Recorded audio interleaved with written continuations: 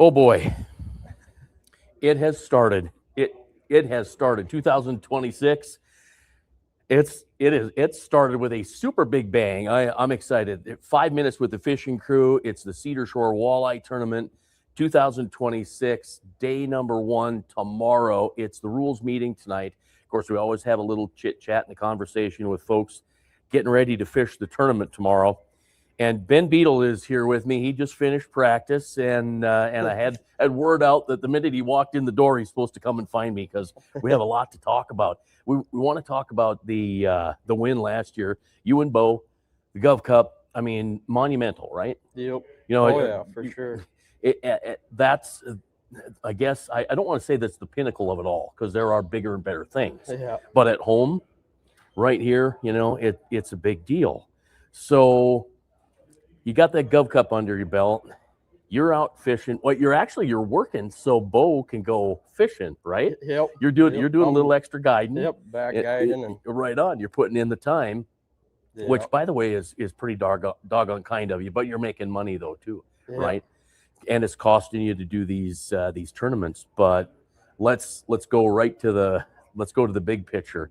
National Walleye Tour, Lake Erie yesterday, a pretty magnificent day for Bo, a little rough for Chad, right? Yeah. You know, he had problem after problem after problem. I think he said 4 hours of fishing, 4 hours of fiddling. Yeah, fixing and fixing it. It was so hard to get everything done. But then for him to end up in 26th place after that kind of a day, to be 13 notches below Bo and only have 3.5 points separate them, amazing. And then you get into today. yeah, And today we're smokes. right. We're all on pins and needles, and then the old man comes back with 40 pounds, ends up in 3rd place with 77 pounds 10 ounces. Bo comes in 4th place with 77 pounds, so the old man gets him by 10 ounces, which I think is great. You know, I don't think Bo cares. I don't think Chad cares. They're doing the Gov Cup thing, right? You guys were first. And then Chad and Sam were second. You know, so I mean, this is a neat little flip flop and a heck of a story. How do you feel about the finish for Bo and Chad? I'm super pumped for them. That's awesome. Does it make you want to fish harder tomorrow and be more successful tomorrow? Yeah. Does it put a little pressure on you? That's what I want to know. Yeah, it definitely puts pressure on me. It's been tough down here. Well, I heard that. When I came in from the north, and the water looks so turquoise. Yeah. You know, so is it mossy? Is that it was the sun kind of messing with it, or just the wind? I think just stirring it up. Everything up, and it's mud, so it's muddy and it's dirty, and you can find clear water, but today it definitely cleared up a little bit. And then we've got weather tomorrow, so not much better weather tomorrow than today, except. Well, we've got a chance of rain in the morning, so it's going to be cloudy. A little warmer, though. A little warmer. Maybe that helps. You know, maybe there's a transition there. The wind picks up later in the day. Hopefully it doesn't pick up until we get closer to 3 o'clock. Yeah. And then Sunday comes along. Sunday's another windy day, but 80 to 85 degrees. Yeah, it's supposed to be warm, but not looking forward to the wind. Nah, the wind thing gets just a little old. Isn't it crazy how many days we've had, you know, up in Akaska, Mobridge? I have been blown away by the number of just calm days. I'm surprised at how flat the water is in the Mobridge area compared to Whitlock. Whitlock's just that's a witchy mess down there. It doesn't matter what kind of wind you have. You have waves from all directions. Yep. I'm excited to bring the boat up to Mobridge and fiddle around and see what happens up there. But you're fishing today, just hard marking them, hard seeing stuff. They're definitely fish around. Yeah. Okay. Just getting them to finish is the hard part. Yep. And so the slots, have you caught any 19s? You can give us an idea what the 19s are at. Are they in that 3 pound range? No, I wouldn't say. Lighter than that? Yeah, lighter than that. Okay, you catching anything milking? Yeah, we're spawning. Milkers, Okay. So there's part of the tough bite. Yeah, I don't know what's going on. It ain't hard finding them, that's for sure. Okay, so does that, you know, with your practice today, you've been up here a couple days practicing? Yeah, I got up here Tuesday night and started Wednesday. Yep. All right, so you got Wednesday and Thursday under your belt. We've got spawning fish. We've got messed up water with the wind. Yeah, cold fronts. And do you make the decision to go north or south tonight, or do you wait and see what tomorrow's weather is actually really like once you get on the water? I think we'll just go north. Just head north, go play it out, and see what happens. I don't see why that wouldn't work best anyway at this point, right? Yeah. You know, I came from We're the just north kind of winging it at this point. We don't have enough time under our belt to really know what's going on. Obviously, you got the live scope, you're seeing fish, but getting them to bite.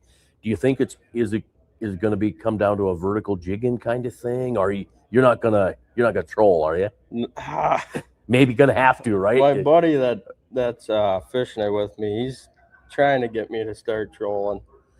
Man, I'll tell you, he really wants me to throw the cranking rods in. Well, you know, when it comes down to getting it done, if you have to troll, you got to troll. Yeah. So, is there a stigma out there that I don't want to? I'm not sure what to call it because I don't want to call it a girly move because that gets you in trouble these days, right? You know, where it's like, well, you know, we're doing the trolling thing, and well, we don't want to troll. We don't want to. Doesn't matter if you catch fish, you bring them on the scale and you win. Who cares whether you got them trolling, whether you got them vertical jigging, or whether you got them scoping? Yeah, I just trolling's boring for me. It is. It's super boring. Matter of fact, I'm going to be honest with you. Scoping over the trees is boring, right? I mean, hour after hour after hour, you're fiddling around. I like, okay, you know what? Let's go find a point. Let's find an inside turn. Let's go find some different fish because it's monotonous, and there's just still, I think, a lot of people that just don't understand the whole scoping thing. There's so many things that you can learn from it. It's truly amazing. So what's the game plan for tomorrow then? You know, without giving up a whole lot of the secret. Not that it's going to matter. You could tell us exactly what you're going to do. Yeah. 3 guys can go out and try to do what you're doing, where you're doing, and not work for them. So I think we'll just head north and start with a jig and a minnow. Probably not a bad thing to just go old school at this point, right? Yeah. You can always work your way up from there. Can't catch them on the plastics, but jig and a minnow. That back home up in a casket, that's all I can catch them on is the plastics.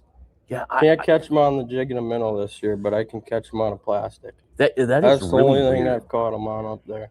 But it's a different body of water down here. We don't have the depth. It's real different. Yeah, it's just crazy different. So, well, you know, big shout out to Bo and Chad. Actually, I better say Chad and Bo because Chad did place third and Bo fourth.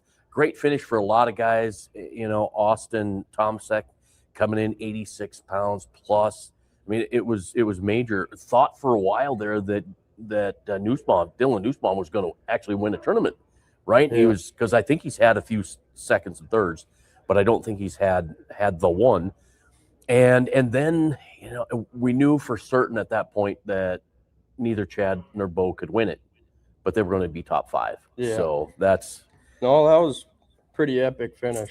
Yeah, I'm thinking we're going to have a party in a casket this week, or something like that. I was fishing today, and we had the NWT weigh-ins pulled up on our phone. Sure, yeah, watching it. Right. Yeah. All right. Oh, that was a pretty good finish. Yeah, that's pretty awesome. Yeah. Ben Beadle with me here. It's 5 minutes with the fishing crew. Okay, it was 10 or 15 minutes. I don't care. We had a lot to talk about because, you know, the fun, the history of the fact that you guys are the reigning South Dakota Gov Cup champions, and then you've got a chance to move forward and do some stuff on your own.